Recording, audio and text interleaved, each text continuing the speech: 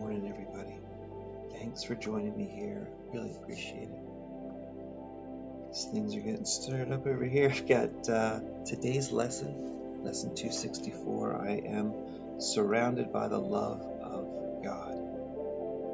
I expect wonderful things from this reading. It sounds like the exact kind of message we need. And happy September 21st to you. It's a Wednesday, hump day. Hope you guys are ready for a great day. And today happens to be the International Day of Peace. Fantastic. That is perfect. Good morning. Hey there, Tom. Good morning. All right, let's just do a quick check in Clubhouse. I think I've got everything set up here now so that we've got a... Oh, I don't have the chat open. I gotta open the chat. All right. So I've got this piped into the video feed. Hi there. And I'm going to switch back to the book view. I think I got Dad in here and I've got Tom back. Almost got everything set up like I used to on the Mac, but over here on the PC now. So that's awesome. Better than it was anyway. And no further ado, people, on to the reading. This morning I've got A Course in Miracles. We're reading through the lessons, and we're in the second half of the lessons. We're about 80% of the way through the book. I think Dad reported yesterday. And today we're in the special theme number 5. What is the body? And the body is, boy, what a place we're stuck in, huh? That's the theme. So I'm going to read through a little bit of the theme and Tom's notes from the theme, and then I'm going to read the lesson itself, 264. I'm surrounded by the love of God, and there'll be some notes after that, and I think Tom's going to have a little activity for us to participate in, and yeah, that's the plan. So unless anybody waves their hands and tells me something's wrong, I'm going to forge ahead with this reading of the theme. So yesterday I read through the 5 paragraphs in the book. Today I'm going to read Tom's notes on special theme number 5, What is the body? This is the central theme for lessons 261 through 270. Today we're in 264. The body is a barrier that you imagine keeps you separate from your oneness. The body is the means your ego uses to prove that you're not the eternal Son of God, but rather something separate from God, your source. As long as you identify with the body proves that your ego was right and that you're not perfect, whole, and complete. The body serves as physical proof that lack, limitation, and separation are the reality of your world and your being. The body was made to support your ego's belief that you're an autonomous being that exists independently from God and are not part of the oneness of all that is. The body becomes a symbol for a concrete form of fear. The body is the servant for the mind, supporting the goals that the mind assigns to the body. You can change the goal of the body from supporting your ego's belief in fear and separation to become a means for awakening to the truth. When you do so, the body will serve that new purpose. The body can now become the means to reawaken your sleeping mind to the truth of who you really are. We identify with what we think makes us safe. Our ego believes that our fears must make us safe and protect us from circumstances that endanger our existence. Therefore, the body becomes the instrument for these egoic fears. Believing the body to be your home, you perceive that your safety lies in the maintenance, protection, and survival of your body. The ego teaches that the body has the ability to make us happy and also to protect us from outside forces that could harm us. Only bodies are vulnerable and need defenses and can attack. Perceiving ourselves to be the body, we believe that we can be hurt and harm others. The body now becomes something that we value for its ability to defend us by attacking our opponents. Thus, the body keeps us safe within our fear-based thought system. The body is our ego's instrument to control and influence outside forces to comply with our ego's plans for our happiness. The purpose of our body is to protect and defend our ego's separate, autonomous existence by enforcing our ego's wishes. The body is a fence that separates us from love. When you follow the thought system of the Holy Spirit, you automatically change the purpose that the body is meant to serve. When you identify yourself with love and forgiveness, love becomes your safety and your home. The body can become the means to heal sick minds by returning them to the sanity of their Christ nature. Rather than a vehicle for attack, the body becomes a useful tool to help sleeping minds awaken to the truth. In time and space, the body is like a game token that holds a place on the game board of reawakening to the truth. When you mistake the game token for what you truly are, the protection of the body becomes your main focus, and then all of a sudden, a source of fear. When you realize that the body is merely a placeholder on your journey of rediscovery, the body becomes a neutral communication device to be easily discarded when it's time to move on. I added the word easily there. All right, moving on. You get to decide how you will utilize the body in communications to other players on this game board of learning. Will you choose to communicate love or fear? The body becomes a part of the feedback mechanism to aid in your learning about yourself. The body provides specific experiences which you utilize to learn, hone your skills, and demonstrate what you truly value and why.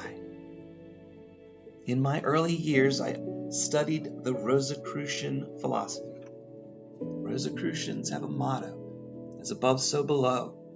What this means is that the highest truth, God, would be reflected in his creations below. Since like begets like, the truth of our lower world must reflect the truth of God or heaven above.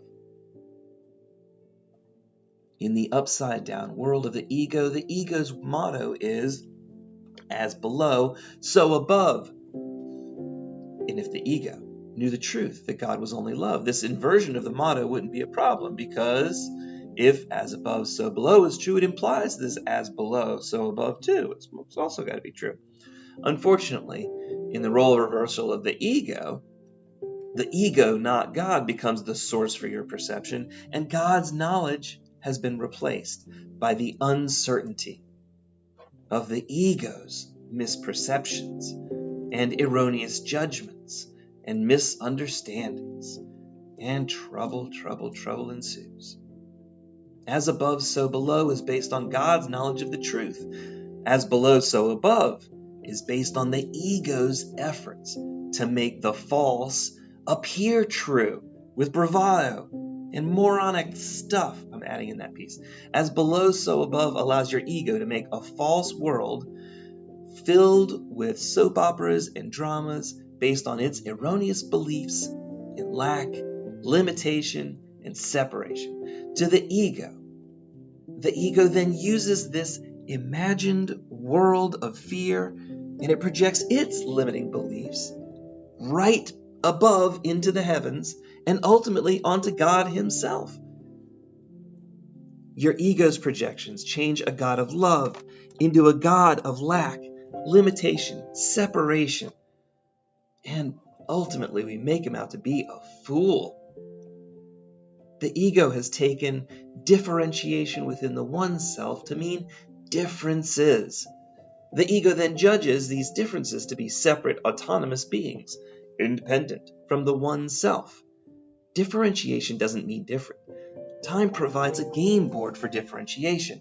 Time provides a play school for fun and learning in which various aspects of love can be demonstrated. Our ego has mistaken what differentiation entails. It assumes differentiation requires separation and autonomy and, what do we call it most often? Self-will. To our ego, differentiation means different, and different means separate. Our egos assume separation to be the reality between God and his creation. We don't hear everybody else's thoughts automatically all the time. This is not the case, though. Tom writes, differentiation only allows specific attributes to be displayed within the inseparable mind of God. Because the world we perceive is dualistic in nature, this concept of differentiation and difference is difficult to understand. So let's try an example from biology to clarify why differentiation doesn't mean different or separate. Your human body is comprised of trillions of individual cells. Yet when you think of your body, you think of your body as one whole. You don't attribute each cell with its own individual autonomous existence. My pinky fingernail doesn't have its own way in the world. Nor do you consider yourself to be trillions of separate autonomous cells. You understand the big picture and the interrelationship of the parts with the whole. You recognize the parts as one indivisible whole that comprises your body. According to biologists, each cell could be considered a separate autonomous life form, even though its survival is contingent upon its connection to the whole. Your blood doesn't survive long outside your body. Yet scientists, when they examine each cell, they find each cell contains the entire blueprint or working knowledge of the whole contained in each cell's own DNA. Although each cell contains the ability to replicate the entire whole, each cell chooses, through the process of differentiation, to only access the part of the blueprint that it needs to fulfill its own function within the context of the whole. For example, a blood cell will access only that portion of the DNA that it needs to fulfill its function as a blood cell. Each cell has access to all the information to replicate the whole, yet it differentiates itself. Each cell recognizes that part of the much larger whole. Each cell recognizes that it is part of the much larger whole. It allows other cells to access that same DNA to generate other parts of the whole. The cells work in unison with that one DNA blueprint to create one autonomous being. That being is a mass of differentiated cells that comprise the various organs and body parts, and they come together in one common purpose and unite as one indivisible whole. You miracle you. Stem cell research is based on the idea that each cell has its ability to replicate any part of the whole within itself. Scientific research centers on how to turn on and off the various parts of the DNA blueprint that contain the whole. Scientists recognize that the cells in DNA are holographic in nature, like those silver holographic stickers that we've got. Each part of those appear to be separate and different. Each part contain the whole, and the whole is contained within each part, the way that they make them. Each part appears to be different, but it's following the same blueprint. There's no real difference except that each is exercising the cell's or mind's power of choice. Your mind and the mind of God share that holographic quality. They are of one mind.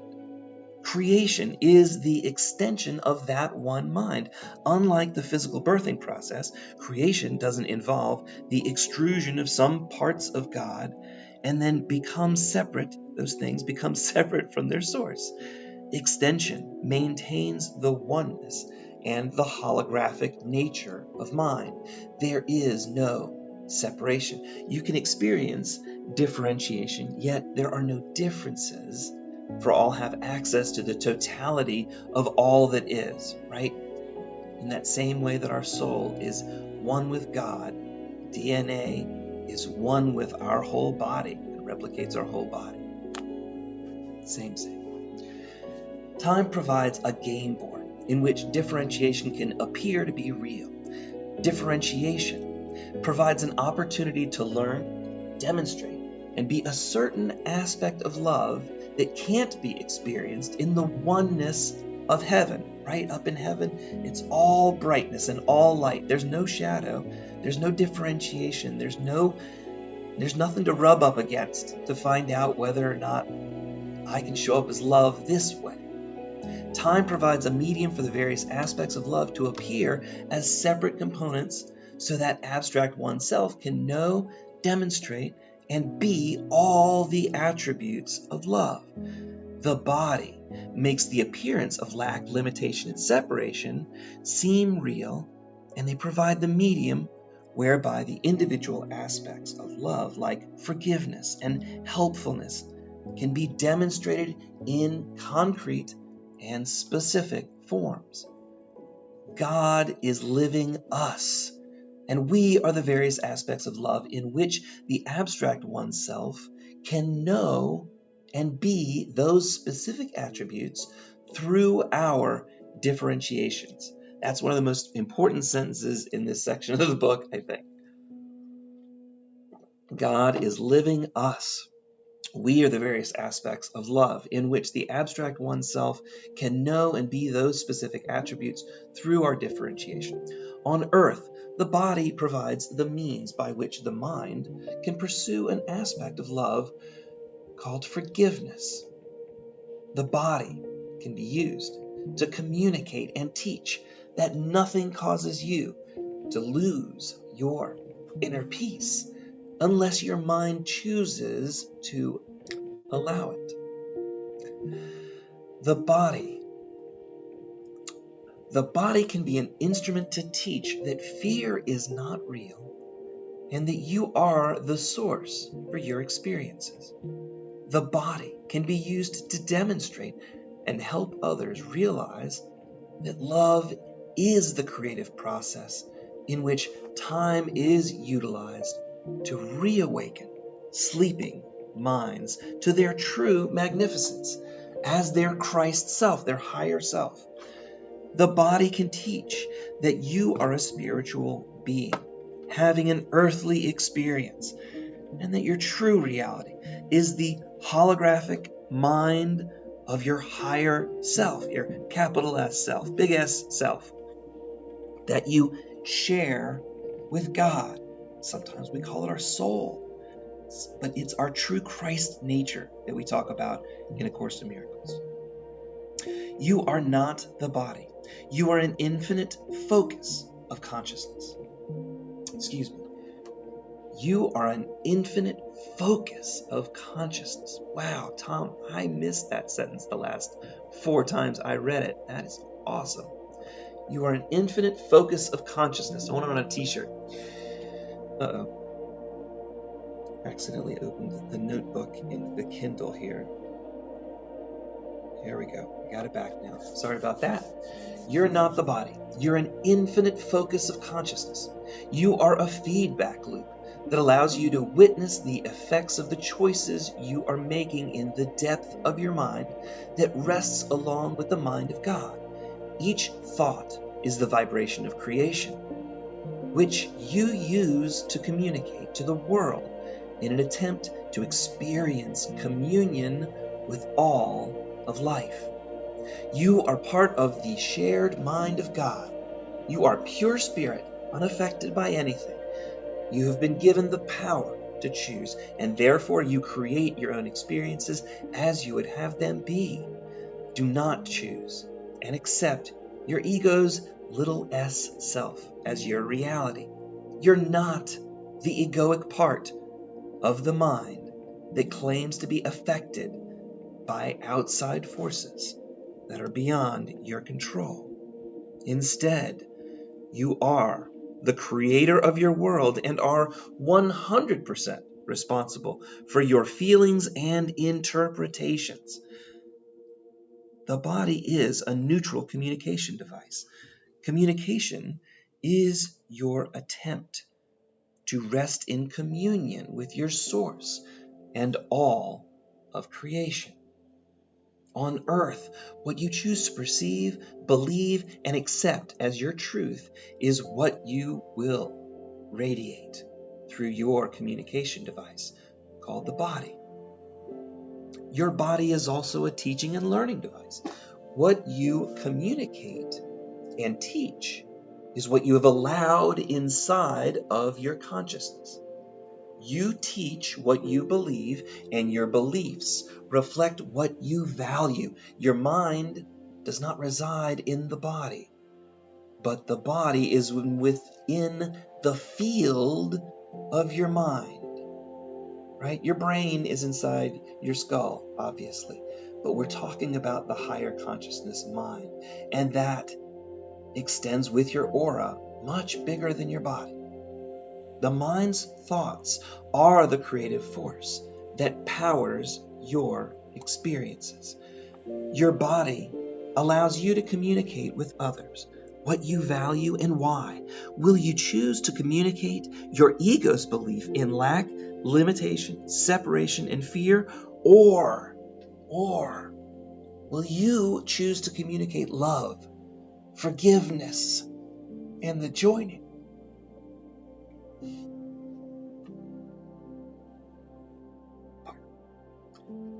The joining of all minds in communion with each other as one. Allow the body to communicate and reveal. Excuse me. Sorry, guys. This stuff really chokes me up, for real. All right, you get into it, you know? Allow the body to communicate and reveal the truth of your higher self, your Christ nature, to your world. To your world and to your brother. Whew. All right. I made it through there, Tom. How you doing, Tom? I'm alive and well. Fantastic. All right. So I get in here every morning to read A Course in Miracles. And the book that I choose to read A Course in Miracles from is from this guy named Tom Wakechild. He's here with us to kind of help us sort some of this stuff out. He took the time to write a commentary on ACIM. And his commentary was A Course in Miracles for Dummies and A Course in Miracles Workbook Lessons for Dummies. But the guys that run the For Dummies guys, they really, really are keen on that name. And Amazon says, why don't you pick a new name? So Tom's book is Understanding A Course in Miracles Workbook Lessons, How to End Blame, Shame, Guilt, and Fear with Love and Forgiveness. I'll put some links in the little thing up above. But thank you so much, Adriana. She added the YouTube.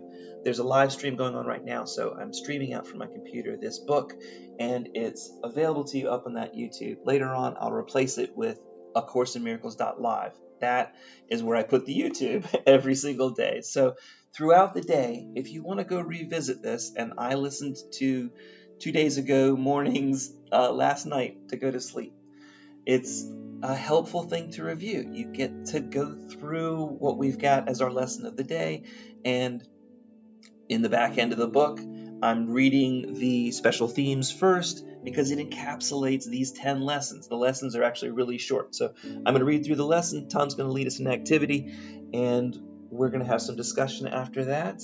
And I hope you all have a wonderful day. Thank you all so much for joining us. I really appreciate it.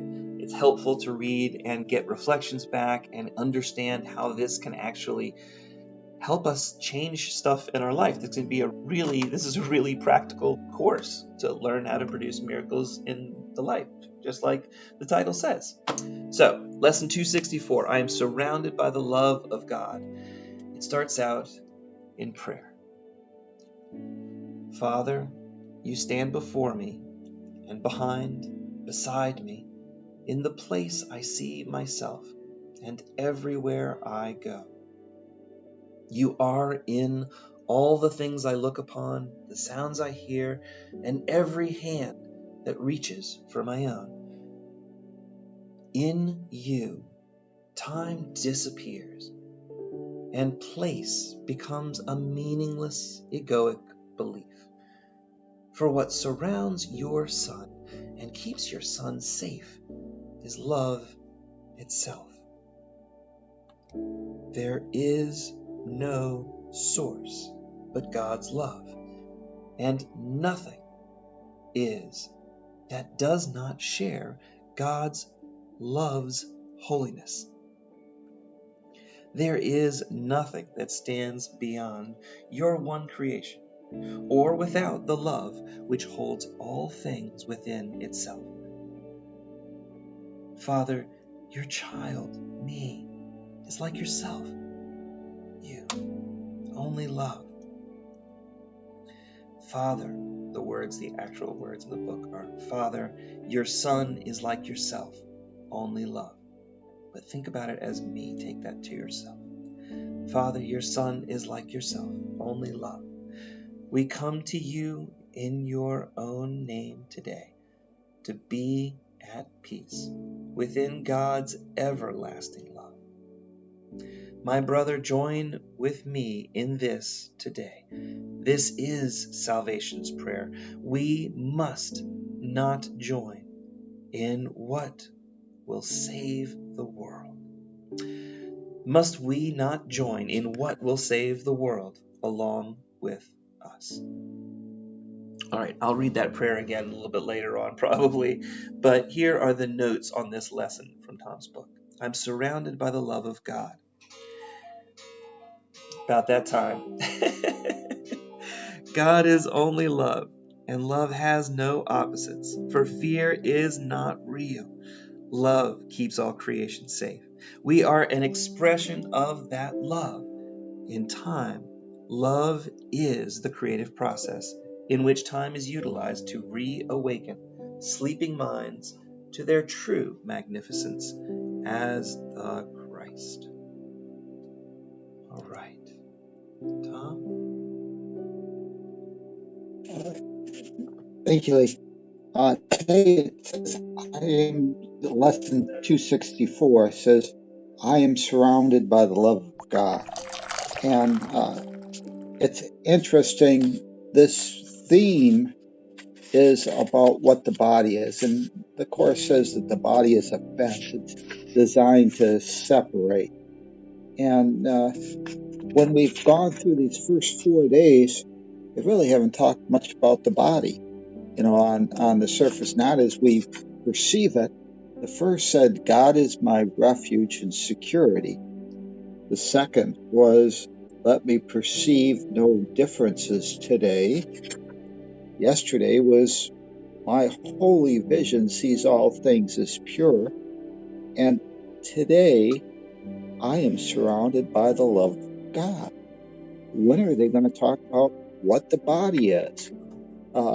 Really, they are talking about what the body is, because the body is just a vehicle, a costume in which we use to have appearances of relationships between what we perceive to be separate, autonomous parts.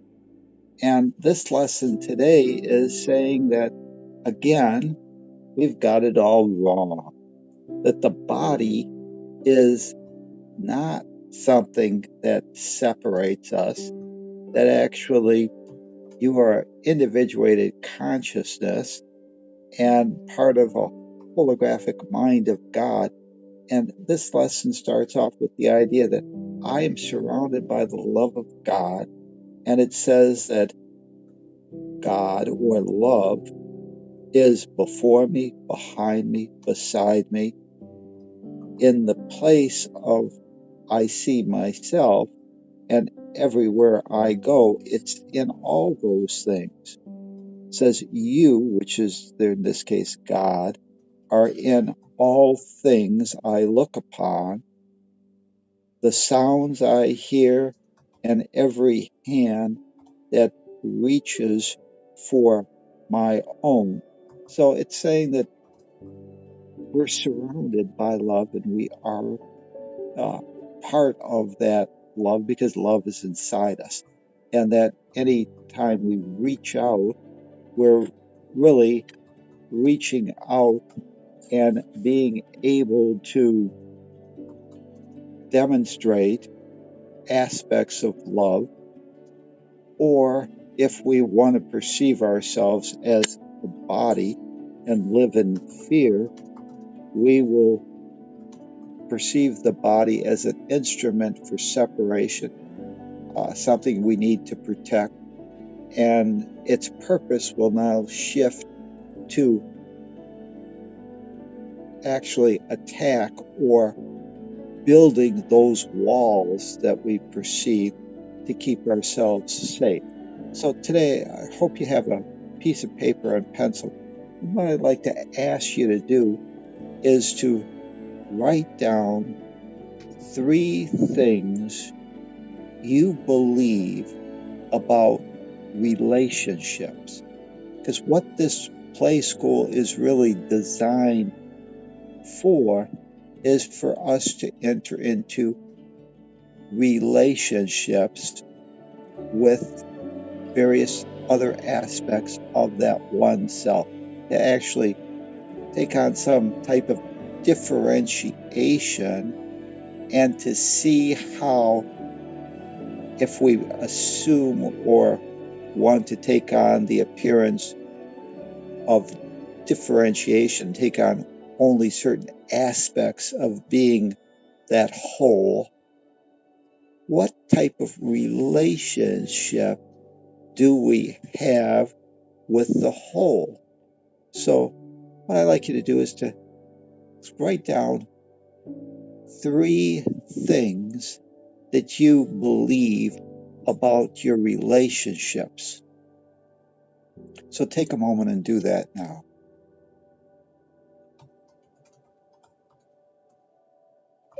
Tom, but it's about all my relationships or just add Just relationships? relationships as a whole. Whatever Okay, you the put down is concept. fine.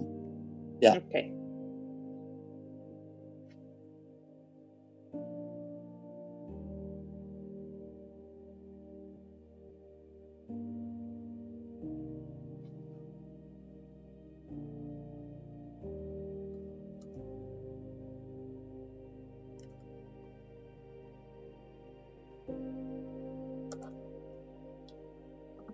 Tom, would you just mind going through it one more time, what we're supposed to be writing down, so I can make sure I get it right? Write down 3 things you believe about relationships.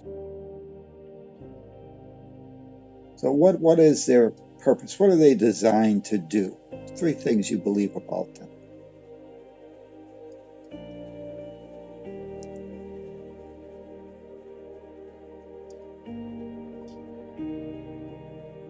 Yeah. Hopefully you've got them down, but just